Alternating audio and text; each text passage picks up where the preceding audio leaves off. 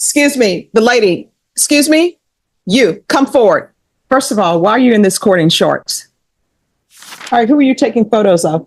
All right, so Deputy Laura, if you put her in cuffs, since you want to be next to her son and put her in the box, that each time you came before me, I've told you that you're looking at up to 10 years in the prison. Deputy Laura, could you do me a favor? Could you place the handcuffs on him, please? In Judge Boyd's courtroom, the day started as any other, but the drama escalated quickly when a mother's disruptive behavior threw the session into turmoil.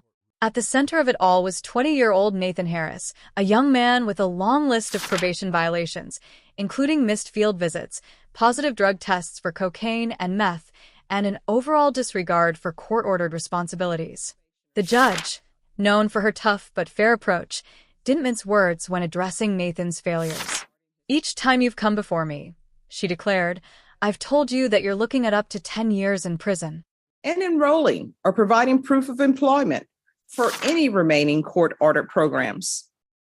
The probationer and I have had several discussions regarding his actions and how or what we can do to get back on track, really stressing the small actions, such as simply calling this probation officer within 24 hours after an attempted field visit or taking accountability for his action. Adding fuel to the fire was Nathan's mother, Linda Harris, who arrived in court wearing shorts and was caught taking unauthorized photos. When confronted, Linda stammered an explanation, claiming she was letting her daughter know about her son. But Judge Boyd wasn't having it. She sternly reprimanded Linda for her disrespect, ordering her into custody as a reminder of courtroom decorum. "We run things smoothly here," the judge stated. "When people disrupt the courtroom, it puts my deputies on high alert." Meanwhile, Nathan's defense attorney, Charles Funk, watched the unfolding drama with visible concern. He had just taken on Nathan's case and was already scrambling to keep his client out of jail. "Your Honor," he began cautiously, "Nathan has shown some effort to attend his probation classes, but I understand the court's frustrations." Judge Boyd cut him off. "Effort," she repeated. "He's done the bare minimum, if that." Each time you come before me, I know I've told you you're looking at doing 10 years in prison. Obviously, your mother is not laying down the law with you at home.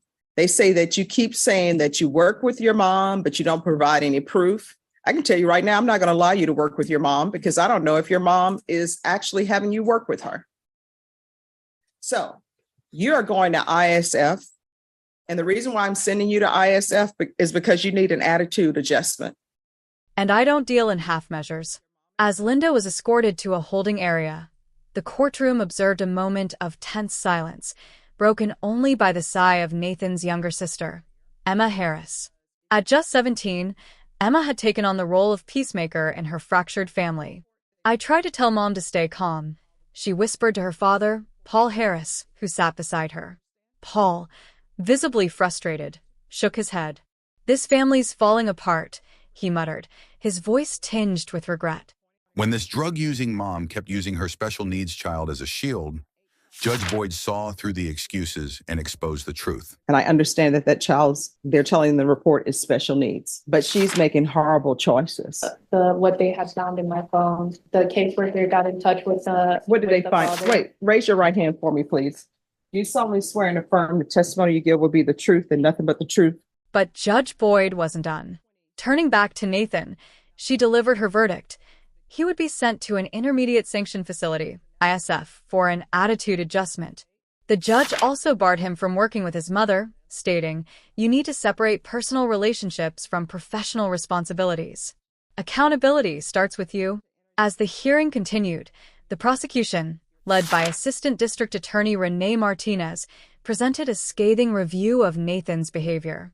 "The probation officer's report is clear," she stated. "Mr. Harris has shown little to no regard for his obligations. The court has been more than patient, but not everyone in the room was entirely against Nathan." Seated in the back was his childhood friend, Marcus Reed, who had come to show support. "Nathan's not a bad guy," Marcus said quietly to a reporter seated nearby. "He's just made some bad choices. I really hope this is the wake-up call he needs." In a surprising twist, Linda's defense attorney, Rebecca Klein, stepped in to plead her case. "Your Honor," she said, "Mrs. Harris deeply regrets her actions today. She's been under immense stress following the loss of a family member. I ask for leniency." Judge Boyd, though sympathetic, didn't back down completely. "Grief doesn't excuse disrespect," she replied. "But I will release her with a warning. Next time, she needs to think before she acts." As the session drew to a close, Judge Boyd addressed the courtroom with a firm but reflective tone.